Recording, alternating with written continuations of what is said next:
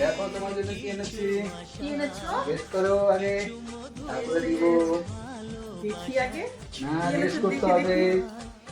কি এনেছো? শাড়ি? দেখো, শাড়ি না গয়না? ওয়াও, কোন? ও আমার প্রিয় জিনিস।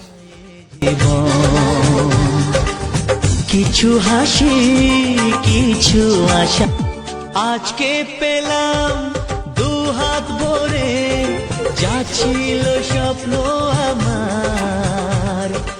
ও, এটা আমার পূজার গিফট, খুব সুন্দর হয়েছে, থ্যাংক ইউ। এবার আমি সবাইকে নতুন নতুন ভিডিও দিব।